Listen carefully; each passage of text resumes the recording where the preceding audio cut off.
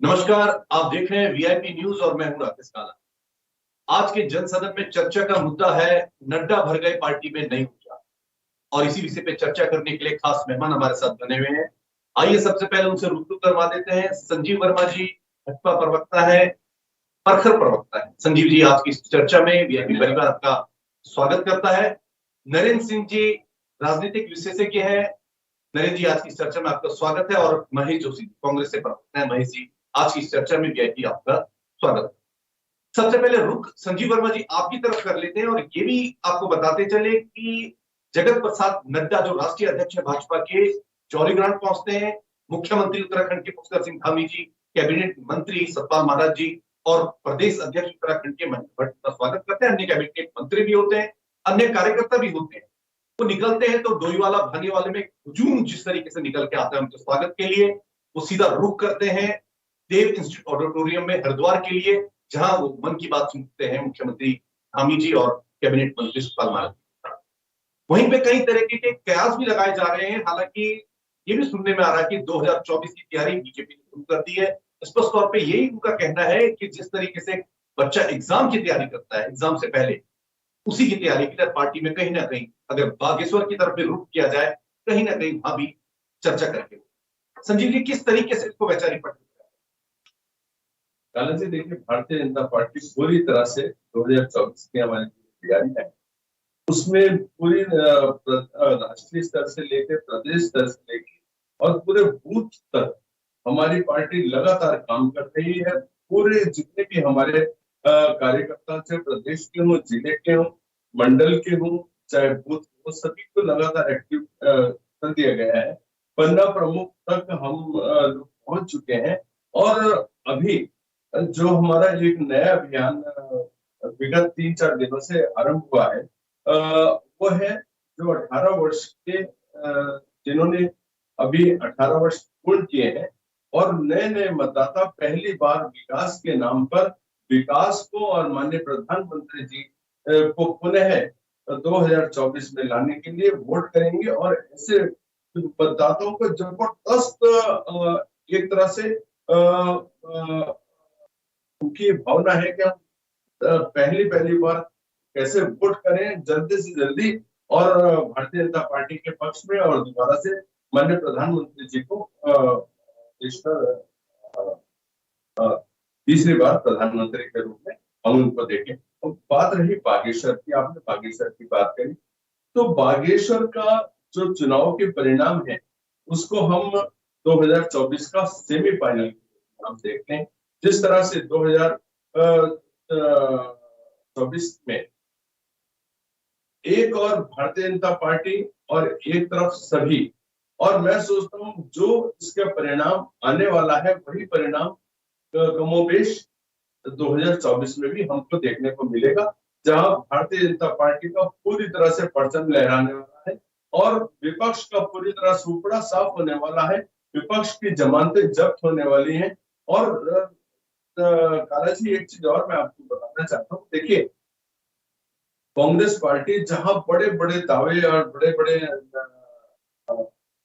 Slogans अभी विगत दिनों कहीं लेकर आई, और इन्होंने जिस तरह से मेरा बूथ सबसे मजबूत के हम लोगों ने एक ड्राइव हम लोग तो पूर्ण कर चुके हैं धरातल पर, और इन्होंने केवल कागजों भर में या केवल बोलने भर के लिए उन्होंने उसी की नकल करते कि मेरा बूथ मेरी जिम्मेदारी। अरे जिम्मेदारी आप तो जिम्मेदार कभी ना थे, ना आपकी पार्टी जिम्मेदार पार्टी है, और अनुशासनहीनता आपके अंदर कुट कर भरी है।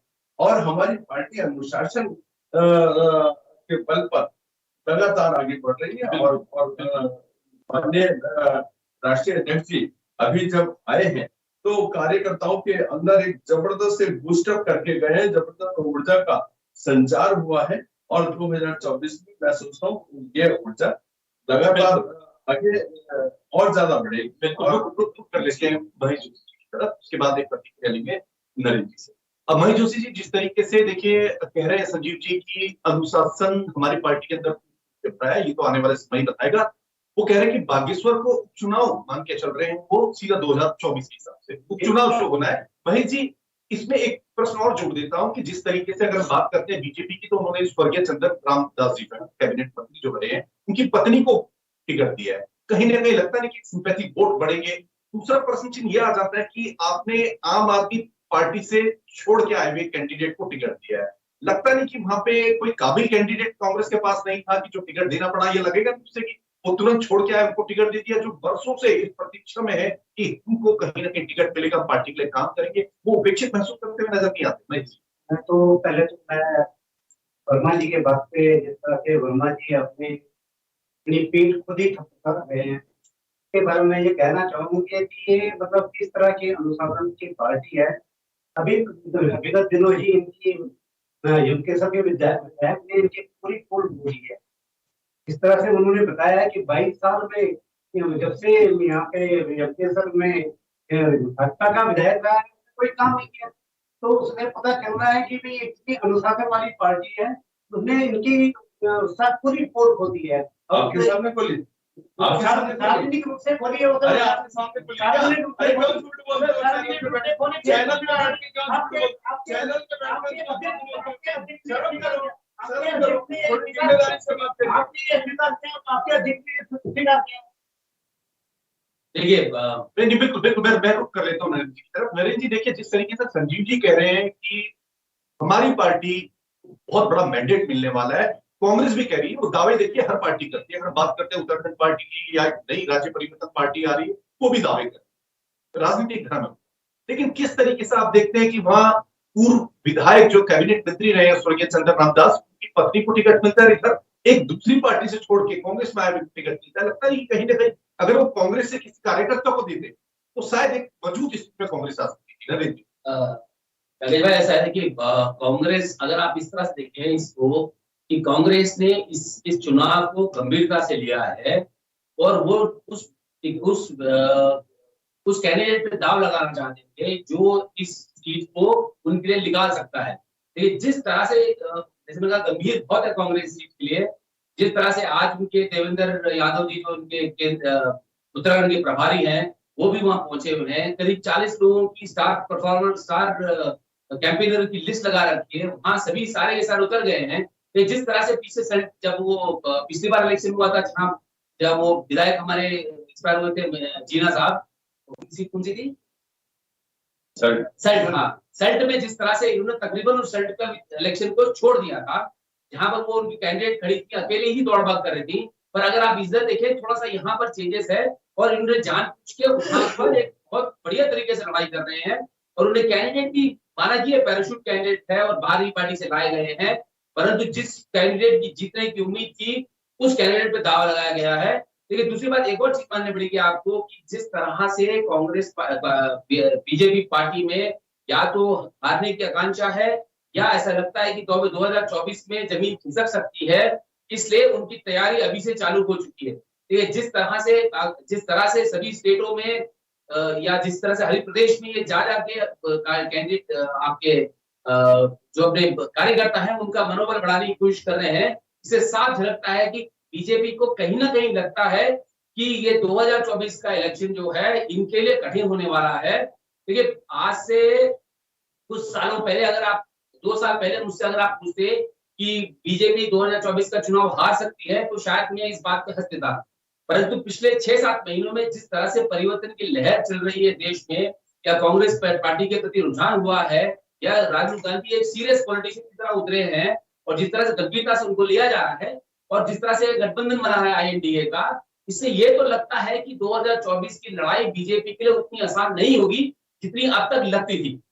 नहीं, इसमें नरेंद्र जी एक चीज और आती है कि अगर आसान नहीं है बीजेपी को, तो गठबंधन की जरूरत ही क्या थी। लगता नहीं कि एक मजबूत सशक्त पार्टी को हराने के लिए छोटे छोटे दल आपस में मिल रहे हैं, और जब टिकट का बंटवारा होगा तो खेचतान करते हुए बिखरते हुए नजर आएंगे। वो एक गठबंधन देश में, लेकिन आज एक वैकल्पिक रूप आपको देना पड़ेगा बीजेपी के अगेंस्ट।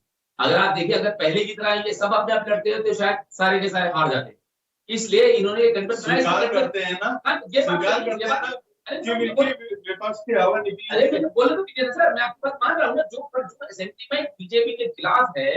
देखिए, आपको पिछले चुनाव में भी अगर बहुत भी ज्यादा भी वोट भी है, तो भी आपके 40% पूरे देश में वोट परसेंटेज वोट थे, मतलब इसका ये है कि एक तरफ ये कह सकते हैं कि हम जीते हैं क्योंकि हमारे पास 40 लोग हैं, परंतु आप ये देखिए ना कि आपके पीछे 60% आपके अगेंस्ट भी हैं, तो उनको जोड़ के रखने का काम विपक्ष का है, वो अपना काम कर रहे हैं। और अगर आप इतनी बौखलाहट ना होती विपक्ष के गठबंधन से, तो बीजेपी को ऐसा गठबंधन 38 पार्टियों का गठबंधन बनाने की जरूरत नहीं पड़ती, जिसमें अधिकांश लोग ऐसे हैं ना जिसके विधायक है, ना जिसका कोई राज्यसभा का मेंबर है, ना कोई लोकसभा का मेंबर है, ना ही कोई एमएलए भी है इनका। बिल्कुल ऐसी ऐसे 38 पार्टी जुड़ी हुई है। बिल्कुल नरेंद्र जी, संजीव जी देखिए जिस तरीके से एक आकलन कर रहे हैं नरेंद्र जी, राजनीति के विशेषज्ञ हैं, लेकिन उनकी तरफ से एक हल्की सी हिंट्स दी जा रही है कि आने वाला समय शायद बीजेपी के लिए टफ हो सकता है। अगर खासकर हम उपचुनाव की बात करते हैं, अगर कैंडिडेट पैरासूट लाए हैं लेकिन एक सशक्त मजबूत कैंडिडेट लेके आए, अगर हम बाकी संजीव जी। काला जी देखिए, सबसे पहली बात तो ये है कि भारतीय जनता पार्टी चाहे प्रधान का चुनाव, चाहे विधायक का चुनाव हो, चाहे पार्षद का चुनाव, चाहे नगर निगम का हो, नगर पालिका का हो, चाहे लोकसभा का, कोई भी चुनाव को हम लोग हल्के में नहीं लेते। और जबकि हमको मालूम होता है कि यहाँ पर 100% हमारी जीत है, 100% हम जीतने वाले हैं और विपक्ष कहीं दूर से दूर तक नहीं है, उसके बाद भी हम कोई कोताही नहीं बरतते, कहीं भी अपने जो अपना विपक्ष है उसको हल्के में नहीं लेते, ना उसको हल्का मान के चलते हैं। और हर चुनाव में यही एक मूल मंत्र है भारतीय जनता पार्टी का कि हम मजबूती के साथ जब चुनाव को लड़ते हैं तो उसमें अपेक्षाकृत हमको जितनी हमको सफलता की हम अपेक्षा करते हैं उससे कहीं अधिक सफलता हम लोग प्राप्त करते हैं। दूसरी बात, तो इस बात से मैं वाकिफ रखता हूँ आपके, मैं आपसे बिल्कुल सही कह रहा हूँ। बीजेपी से अगर चुनाव लड़ने का तरीका किसी को सीखना है तो बिल्कुल सीखना चाहिए, बिल्कुल सीखना चाहिए। राकेश जी, तो बात रही बागेश्वर, तो कांग्रेस पार्टी आप ये देखिए 23 साल हो गए इस राज्य को बने हुए, और सबसे पुरानी देश की सबसे पुरानी पार्टी अपने को बोलते हैं, और 23 साल में अपना एक कार्यकर्ता भी आप डेवलप नहीं कर पाए बागेश्वर में, जो आपका वहां प्रतिनिधित्व कर पाए। आपके पास कार्यकर्ताओं को इतना जबरदस्त टूटा कि आपको आम आदमी पार्टी से एक अदद कार्यकर्ता, एक अदद उम्मीदवार को इम्पोर्ट करना पड़ रहा है। और उसका भी वही हश्र होने वाला है जिस प्रकार से चंपावत में आपकी पूरे चंपावत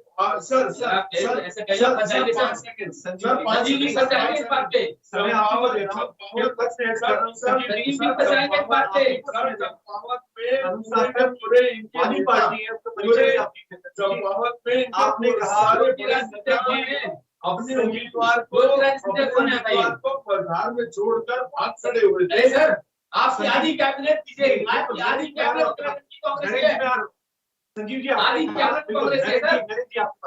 संजीव जी आपने कहा उन्होंने आम आदमी पार्टी से कैंडिडेट लिखा, कर्नल कोठियाल पे लिखा है, उधर योग कैंडिडेट कहां से इनके पास? देखिए कर्नल कोठियाल की बात हो चाहे अन्य लोगों की बात हो, जिन्होंने भारतीय जनता पार्टी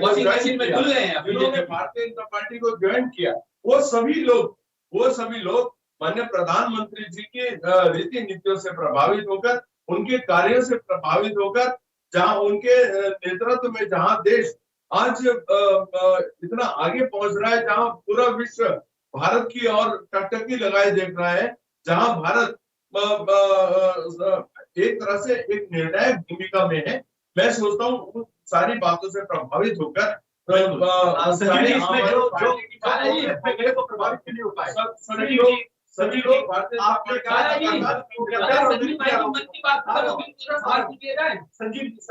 आपने कहा कर्नल कोठियाल प्रभावित होकर आ गए, तो क्या कारण था जो दूसरा कैंडिडेट बसंत जी है कांग्रेस में गई वो प्रभावित? वो राहुल गांधी प्रभावित हो सकते हैं, सवाल नहीं होंगे ना।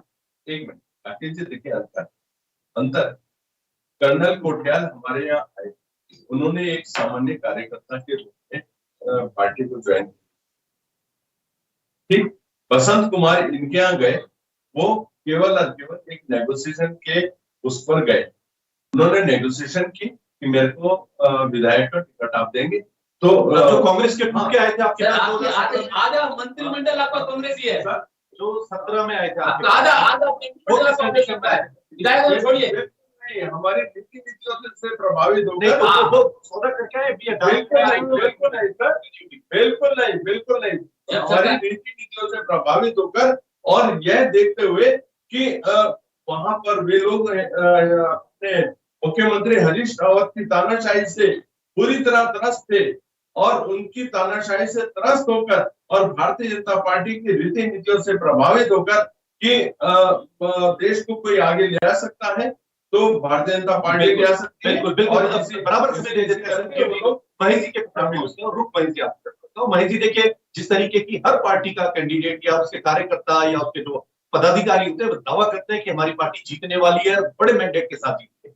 कहीं ना कहीं आपका भी दायित्व ये करता है। लेकिन अगर जिस तरीके से इसको डिस्क्राइब किया भी नरेंद्र जी ने कि बीजेपी की तरफ भी रुख है, कांग्रेस की तरफ भी रुख है, क्योंकि कैंडिडेट बार बार प्रश्न ये उठ रहे हैं कि क्या कांग्रेस पार्टी के पास इतने सालों में कोई काबिल कैंडिडेट बागेश्वर में था ही नहीं कि उनको इंपोर्ट करना पड़ा। मैं इसी देखिए चुनाव में इस तरह की भूमिका बनते हैं यहाँ पे तो हमारा कैंडिडेट था था तो उसने भाजपा शामिल कर भाजपा में शामिल हो गया। तो दूसरी बात हमें भी ये थे जो बसंत कुमार जी थे ये भी मजबूत कैंडिडेट थे अपने नाम पे इन्होंने कम से कम 15,000 के दवा ये वोट लेके आए लोकल में सभी अच्छी है वहाँ पे एक ये वकील के रूप में काम कर रहे हैं तो कांग्रेस ने वकील के रूप में सर खनन माफिया है वो पे काम करते हैं। देखिए वो तो आप जो ईडी लगा दीजिए लगा दीजिए वो तो आप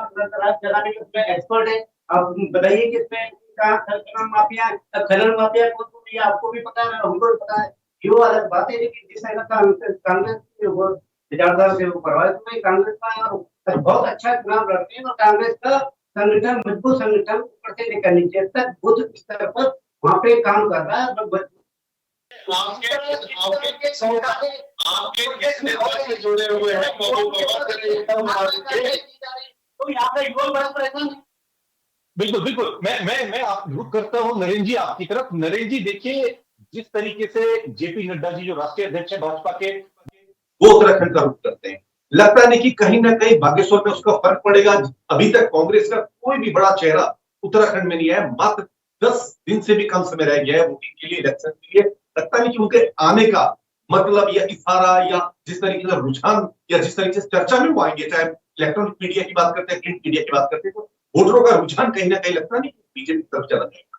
देखिए आपकी ये बात तो सहमत हूँ कि बीजेपी हर चुनाव को बड़ी शिद्दत से लड़ती है, चाहे वो प्रधान हो चाहे प्रधान से लेकर प्रधानमंत्री तक का चुनाव वो बड़ी गंभीरता से लड़ते हैं। वो हर कोशिश करते हैं कि हर तरह का नेता छोटा या बड़ा हो ऊर्जा से लबरेज हो और वो पूरी मेहनत के साथ और शक्ति के साथ चुनाव लड़े। देखिए नड्डा जी का शायद यहाँ आने से बागेश्वर के चुनाव में कोई ज्यादा इम्पैक्ट पड़ने वाला नहीं है। वो सिंपल रीजन इज कि नड्डा जी का वो वजन नहीं है कि जो वो राष्ट्रीय नहीं आपकी बात तो मानता हूँ, मैं आपकी बात मान रहा हूँ पर देखिए सर जो आप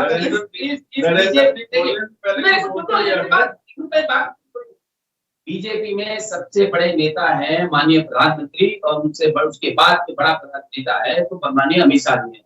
उनके बाद अगर बीजेपी में किसी का प्रभाव पड़ता है तो ऐसा कोई नेता नहीं है जिसके आने जाने से प्रभाव पड़ जाए। देखिए इनका इम्पैक्ट कुछ तो हो सकता है परंतु नड्डा जी का वहां बागेश्वर में जाने का कोई वो तो है नहीं, क्या बोलते हैं ऐसा कोई दौरा तो है नहीं, या वो इस चुनाव के मद्देनजर तो आए नीचे जहां तक हमें पता है। अगर वो आए हो तो बात अलग है, अगर आए हो तो बागेश्वर जाए तो बात अलग है, परंतु उनका ना कुमाऊं का दौरा है ना उनका बागेश्वर का दौरा है। उनका जो कार्यक्रम था वो हरिद्वार में था। लेकिन अगर आप ये समझे जो मीडिया कवरेज देगा चाहे हम इलेक्ट्रॉनिक प्रिंट मीडिया दोनों की बात करते हैं, उनको उत्तराखंड में जाएगी चर्चा, क्योंकि आज भी अभी भी आपके संग ये बैठ के चर्चा कर रहे हैं। हालांकि वो देहरादून नहीं है, उससे हरिद्वार गए, लेकिन लगता नहीं कि कहीं ना कहीं जो बीजेपी के कार्यकर्ताओं का मनोबल बढ़ेगा, कांग्रेस का जो कार्यकर्ता है उसका मनोबल टूटेगा, क्योंकि कोई बड़ा चेहरा भी केंद्र से कांग्रेस की तरफ से। ये जहां तक मेरा मानना है साहब, ये जो उनका दौरा है वो है कि किस तरह से 2024 के चुनावों में पार्टी को खड़ा किया जाए, पार्टी को सतर्क किया जाए कि पॉसिबिलिटी है कि आपको चुनाव में दिक्कत हो सकती है, इसलिए ये दौरा है। इसका मेरे जहां तक मुझे अंदाजा है कि इसका कोई इस दौरे का बागेश्वर चुनाव से कोई लेना देना नहीं है। रही दूसरी बात देखिए, जहां तक मैंने आपको पहले भी कहा है कि हार की क्या तो आप हार की आकांक्षा या हार की कटखड़ाहट से या उसकी आवाज से चिंतित होके यहाँ पहुंचे हैं। 5 सीटें की वो हर स्टेट में जाएंगे। आज बीजेपी का कार्यक्रम हर स्टेट में होगा। और द सिंपल रीजन इज कि इस बार 2024 का चुनाव जो 2019 या 2014 की तरह नहीं है, इसलिए इन्हें लगता है इसकी मेहनत इनको डबल करनी पड़ेगी। बिल्कुल संजीव जी, देखिए स्पष्ट तौर पे प्रधानमंत्री नरेंद्र मोदी ने भी ये कहा था कि राम मंदिर या धारा 370 के उसमें ना बैठे, कार्यकर्ता अपनी मेहनत करे, कैंडिडेट अपनी मेहनत करे, क्योंकि वो समय अब नहीं रहा कि अगर हमने कोई बड़ा काम कर दिया तो कार्यकर्ता स्टेट का, राज्य का रुझान करेगा।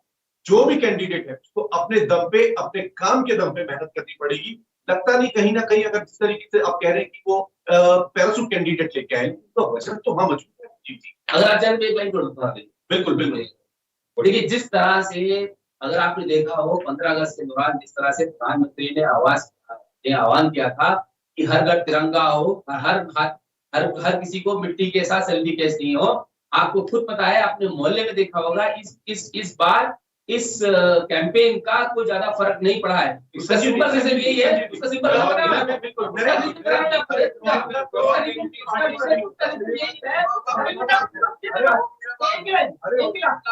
इसका सिंपल रीजन यही रहा है कि बीजेपी का जो छोटा कार्यकर्ता था वो ज्यादा इससे उत्साहित नहीं था।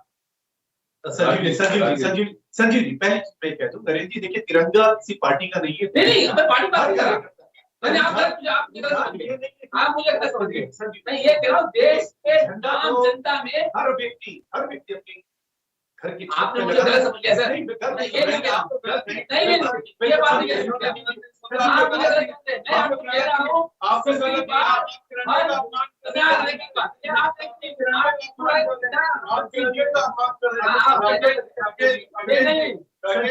ऐसी बात अगर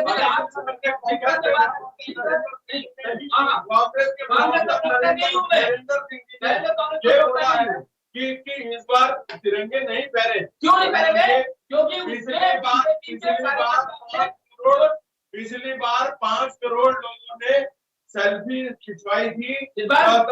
इस बार 10 करोड़ से अधिक लोगों ने सेल्फी खिंचवाकर अपलोड की है। ये राष्ट्रीय डाटा है श्रीमान, इसको ना मैं झुटला सकता हूँ ना आप झुटला सकते हैं।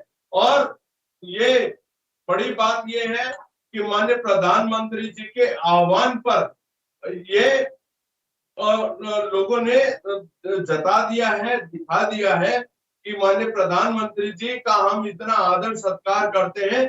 तिरंगे का तो सम्मान है ही, तिरंगे का तो सम्मान है ही। लेकिन संजीव एक पर आपने तिरंगे के बड़े सम्मान किया।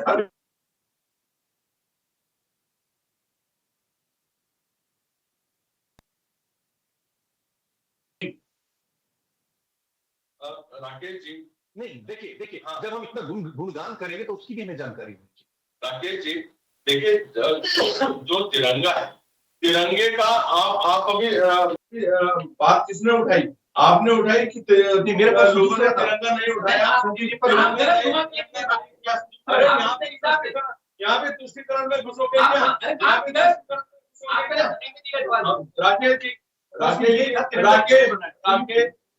राकेश जी 10 करोड़ लोगों ने तिरंगे के साथ अपनी सेल्फी अपलोड की है। और भारतीय जनता पार्टी सभी चुनाव वो मात्र जीतने के लिए हम लोग लड़ते हैं। और हमें चुनाव लड़ना है। संजीव जी भाजपा पार्टी है।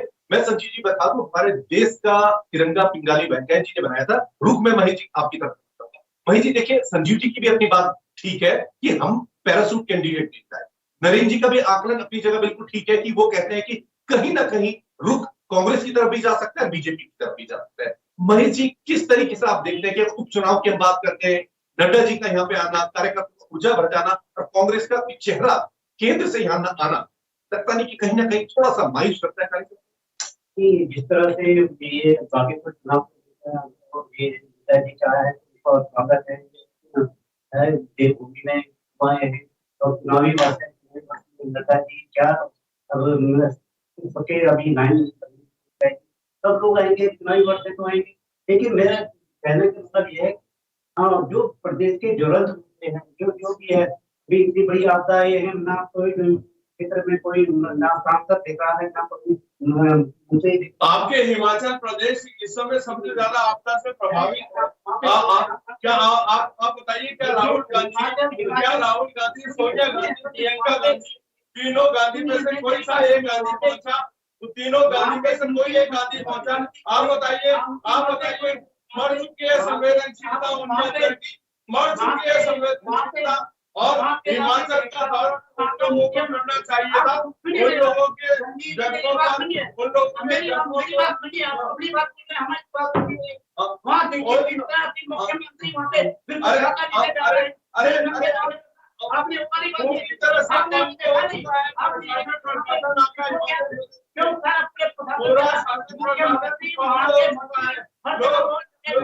कितनी बड़ी मात्रा में जान माल की यहाँ पर हानि हुई है। आपके सारे काम, तीनों गांधी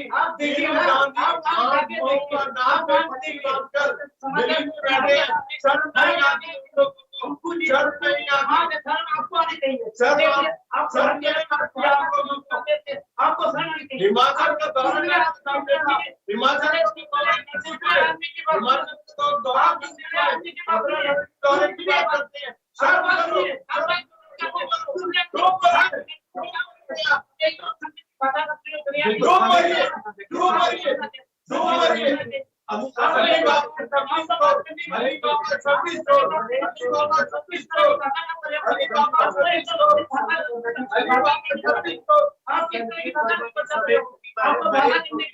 समय के में संजीव वर्मा जी, नरेंद्र सिंह जी, महेश जी, आप तीनों ने आज की चर्चा में भाग लिया। जिस तरीके से आपने डिस्क्राइब किया, मैं समझता हूँ जनता को काफी हद तक ये चीजें समझ में आई होगी। हम बताते चले कि जेपी नड्डा जी जिस तरीके से हरिद्वार में पहुंचे, एक नई ऊर्जा कार्यकर्ताओं में भर के गए, और कहीं ना कहीं इसका इम्पैक्ट उम्मीद ऐसी लगाई जा रही है कि बागेश्वर चुनाव में भी पड़ने वाला है। देखते रहिए वीआईपी न्यूज।